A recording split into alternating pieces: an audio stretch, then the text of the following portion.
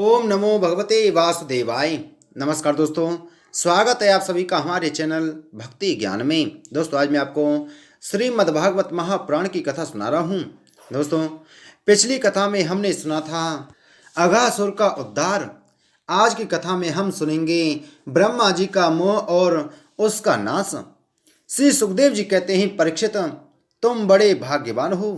भगवान के प्रेमी भक्तों में तुम्हारा स्थान श्रेष्ठ है, तभी तो तुमने इतना सुंदर प्रश्न किया है। यूं तो तुम्हें बार बार भगवान की लीला कथाएं सुनने को मिलती हैं, फिर भी तुम उनके संबंध में प्रश्न करके उन्हें और भी सरस और भी नूतन बना देते हो।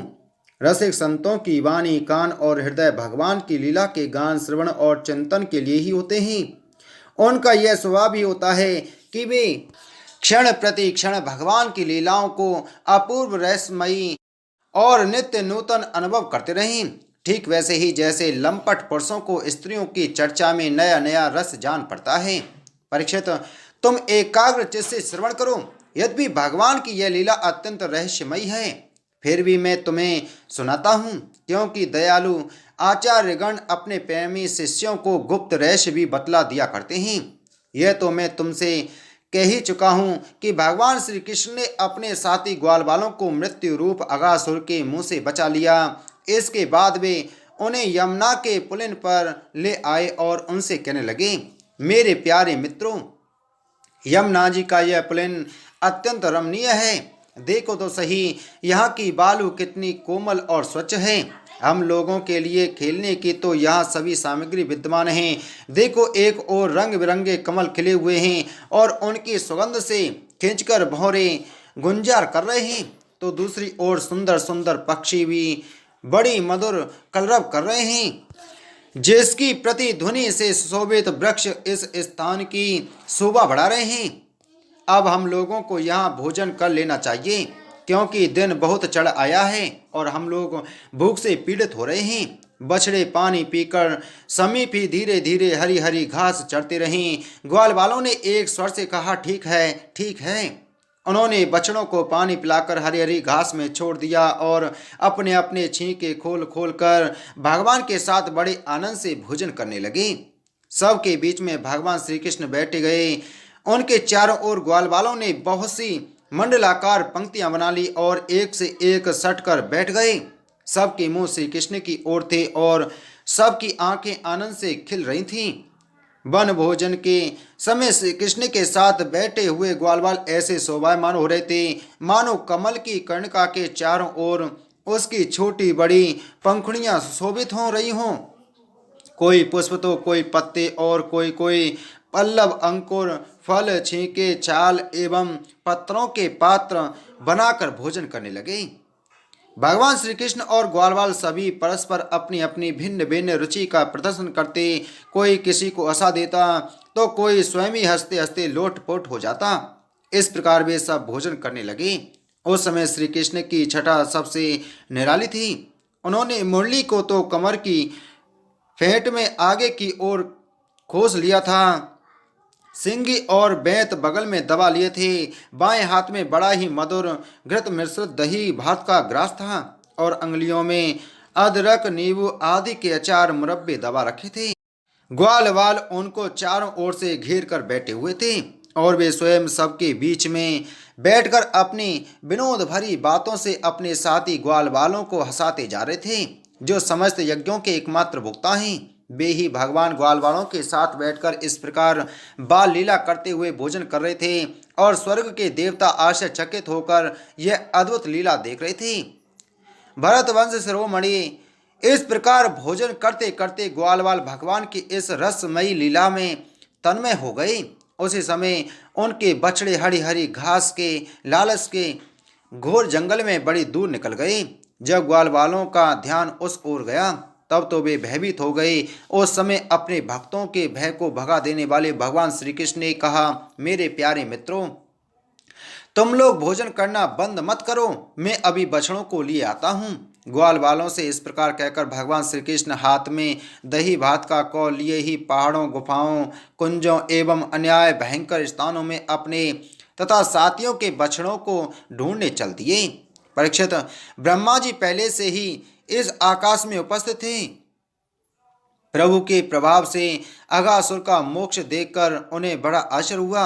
उन्होंने सोचा कि लीला से मनुष्य बालक बने हुए भगवान श्री कृष्ण की कोई और मनोहर महिमामयी लीला देखनी चाहिए। ऐसा सोचकर उन्होंने पहले तो बछड़ों को और भगवान श्री कृष्ण के चले जाने पर ग्वाल बालों को भी अन्यत्र ले जाकर रख दिया और स्वयं अंतर्ध्यान हो गए। अंततः वे जड़ कमल की ही तो संतान हैं।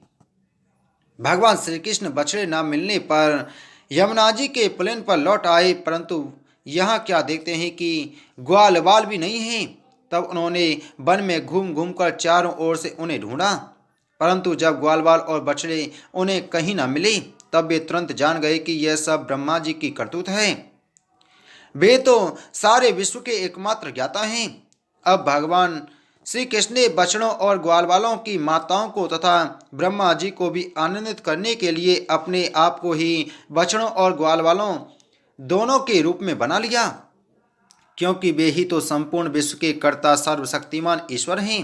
परीक्षित, वे बालक और बछड़े संख्या में जितने थे, जितने छोटे छोटे उनके शरीर थे, उनके हाथ पैर जैसे जैसे थे, उनके पास जितनी और जैसी छड़ियाँ, सिंगी, बांसुरी, पत्ते और छींके जैसे और जितने वस्त्राभूषण थे, उनके शील, स्वभाव, गुण, नाम, रूप और अवस्थाएं जैसी थीं।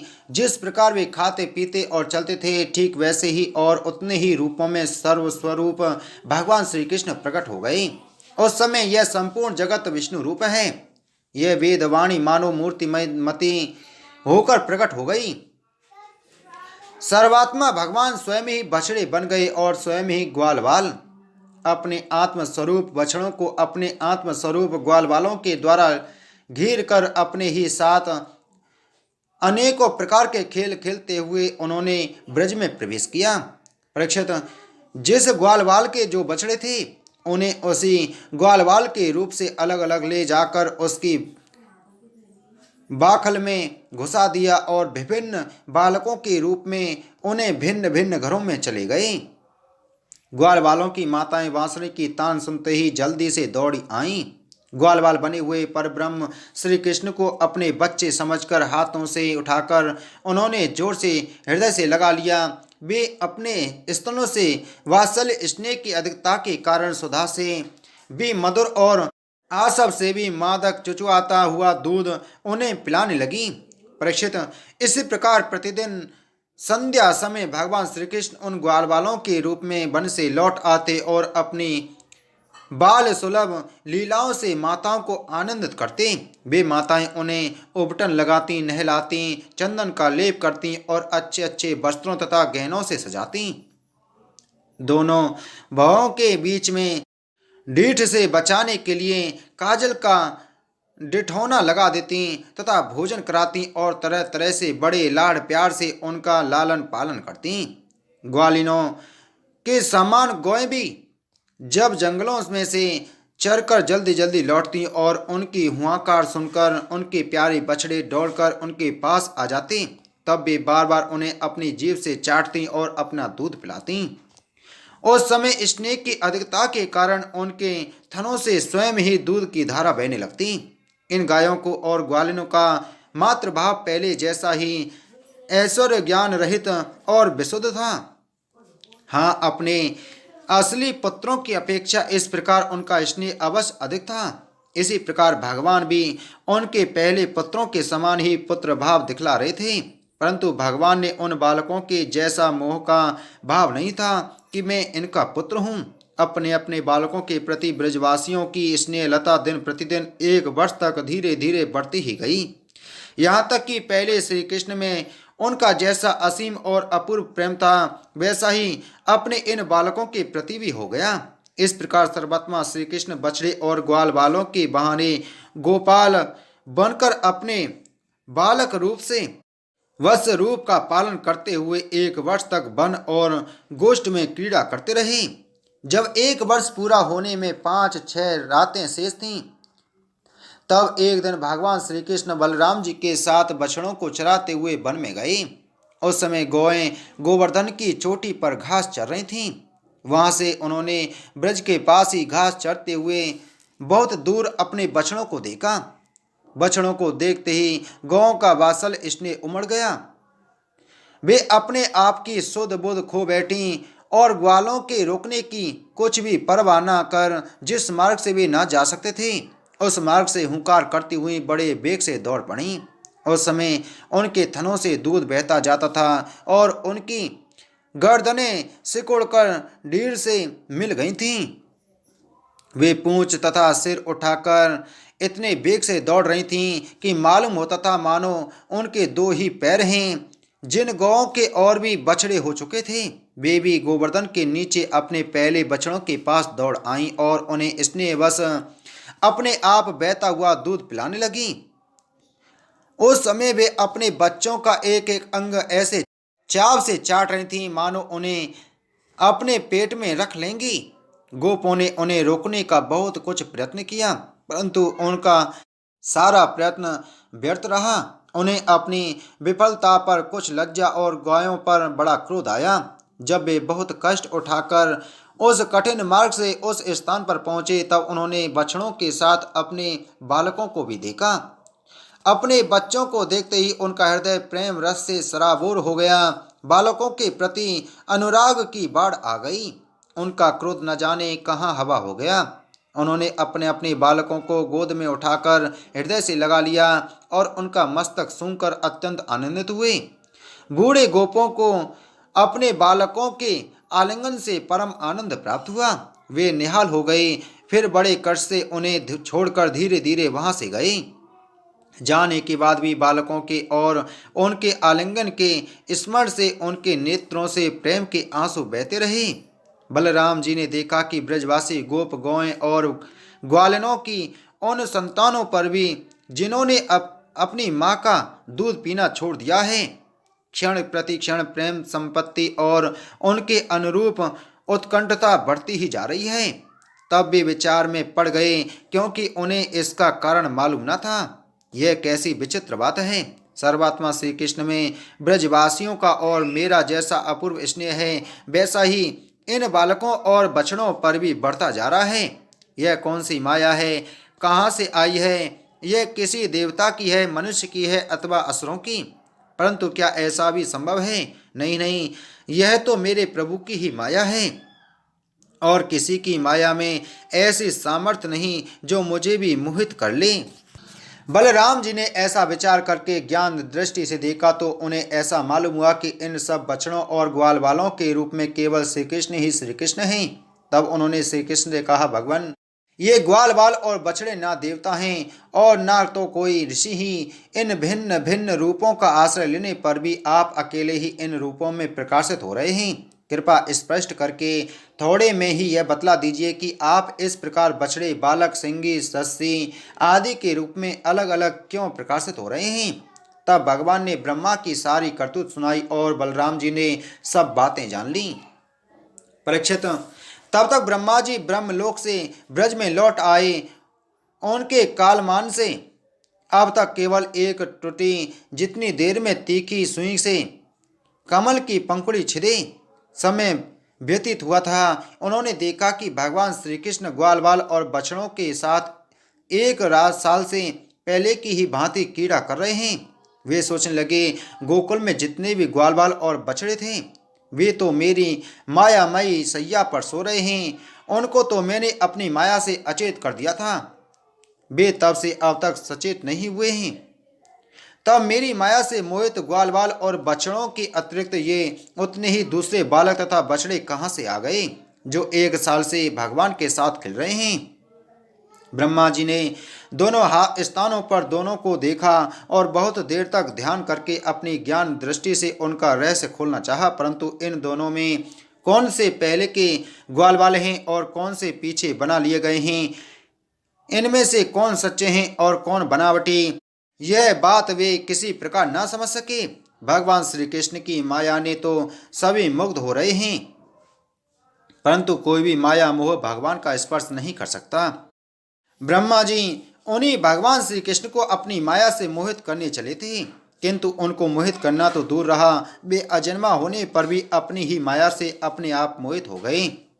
जिस प्रकार रात के घोर अंधकार में कोहरे के अंधकार का और दिन के प्रकाश में जुगनू के प्रकाश का पता नहीं चलता, वैसे ही जब क्षुब्ध पुरुष महापुरुषों पर अपनी माया का प्रयोग करते हैं तब वह उनका तो कुछ बिगाड़ नहीं सकती, अपना ही प्रभाव खो बैठती हैं।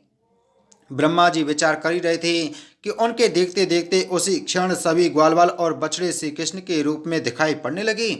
सब के सब सजल जलधर के समान श्याम वर्ण पीताम्बरधारी शंख चक्र गदा और पद्म से युक्त चतुर्भुज, सबके सिर पर मुकुट, कानों में कुंडल और कंठों में मनोहर हार तथा बनमालाएं शोभायमान हो रही थीं।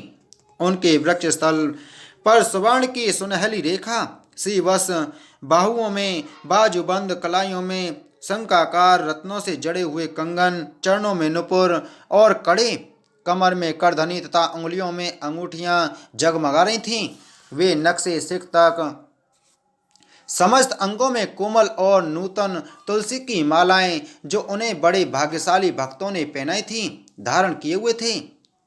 उनकी मुस्कान चांदनी के समान उज्जवल थी और रत्नारी नेत्रों की कटाक्षपूर्ण चितवन बड़ी ही मधुर थी। ऐसा जान पड़ता था मानो वे इन दोनों के द्वारा सत्वगुण और रजोगुण को स्वीकार करके भक्तजनों के हृदय में शुद्ध लालसाएं जगाकर उनको पूर्ण कर रहे हैं।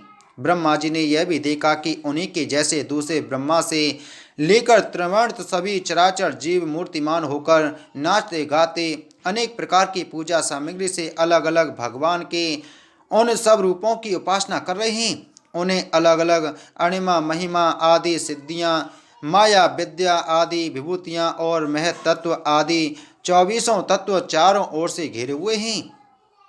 प्रकृति में क्षोभ उत्पन्न करने वाला काल, उसके परिणाम का कारण स्वभाव, वासनाओं को जगाने वाला संस्कार, कामनाएं, कर्म, विषय और फल सभी मूर्तिमान होकर भगवान के प्रत्येक रूप की उपासना कर रहे हैं। भगवान की सत्ता और महत्ता के सामने उन सभी की सत्ता और महत्ता अपना अस्तित्व खो बैठी थीं। ब्रह्मा जी ने यह भी देखा कि वे सभी भूत, भविष्यत और वर्तमान काल के द्वारा सीमित नहीं हैं, त्रिकालवादित सत्य है। वे सब के सब स्वयं प्रकाश और केवल अनंत आनंद स्वरूप हैं। उनमें जड़ता अथवा चेतन का भेदभाव नहीं है। वे सब के सब एक रस हैं। यहाँ तक कि उपनिषदर्शी तत्वज्ञानियों की दृष्टि भी उनकी अनंत महिमा का स्पर्श नहीं कर सकती। इस प्रकार ब्रह्मा जी ने एक साथ ही देखा कि वे सब के सब उन परब्रह्म परमात्मा श्री कृष्ण के ही स्वरूप हैं, जिनके प्रकाश से यह सारा चराचर जगत प्रकाशित हो रहा है। यह अत्यंत आश्चर्यमय दृश्य देखकर ब्रह्मा जी तो चकित रह गए। उनकी 11 इंद्रियां, 5 कर्मेंद्रियां, 5 ज्ञानेंद्रियां और एक मन क्षुब्ध एवं स्तंभ रह गईं। वे भगवान के तेज से निस्तेज होकर मौन हो गए। उस समय वे ऐसे स्तब्ध होकर खड़े रह गए मानो ब्रज के अधिष्ठाता देवता के पास एक पुतली खड़ी हो। परीक्षित, भगवान का स्वरूप तर्क से परे है, उसकी महिमा असाधारण है। वह स्वयं प्रकाश, आनंद स्वरूप और माया से अतीत हैं। वेदांत भी साक्षात रूप से उसका वर्णन करने में असमर्थ हैं। इसलिए उससे भिन्न का निषेध करके आनंद स्वरूप ब्रह्म का किसी प्रकार कुछ संकेत करता है। यद्यपि ब्रह्मा जी समस्त विद्याओं के अधिपति हैं, तथापि भगवान के दिव्य स्वरूप को वे तनिक भी न समझ सके कि यह क्या है। यहाँ तक कि वे भगवान के उन महिमामय रूपों को देखने में भी असमर्थ हो गए। उनकी आंखें मुद गईं। भगवान श्री कृष्ण ने ब्रह्मा के इस मोह और असमर्थता को जानकर बिना किसी प्रयास के तुरंत अपनी माया का पर्दा हटा दिया। इससे ब्रह्मा जी को ब्रह्म ज्ञान हुआ। वे मानो मरकर फिर जी उठे। सचेत होकर उन्होंने ज्यों त्यों करके बड़े कष्ट से अपने नेत्र खोले। तब कहीं उन्हें अपना शरीर और यह जगत दिखाई पड़ा। फिर ब्रह्मा जी जब चारों ओर देखने लगे तब पहले दिशाएं और उसके बाद तुरंत ही उनके सामने वृंदावन दिखाई पड़ा। वृंदावन सबके लिए एक सा प्यारा है।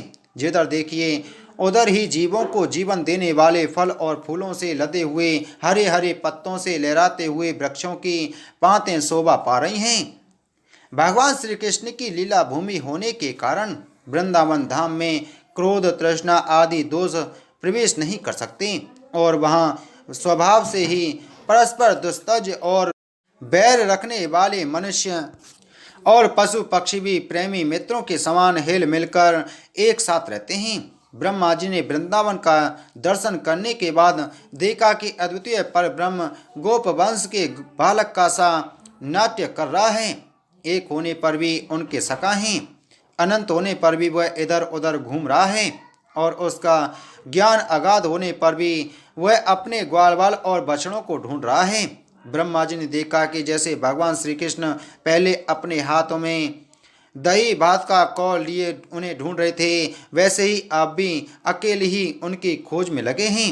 भगवान को देखते ही ब्रह्मा जी अपने वाहन हंस पर से कूद पड़े और सोने के समान चमकते हुए अपने शरीर से पृथ्वी पर दंड की भांति गिर पड़े।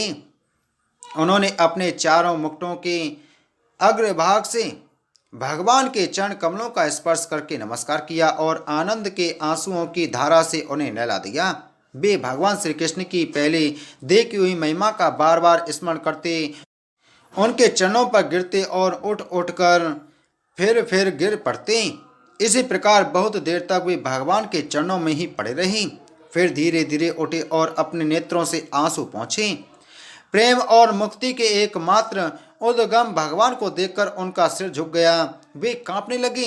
अंजलि बांधकर बड़ी नम्रता और एकाग्रता के साथ गौदवाणी से वे भगवान की स्तुति करने लगी। बोलो श्रीमद्भागवत महापुराण की जय। बोलो श्री कृष्णचंद्र भगवान की जय।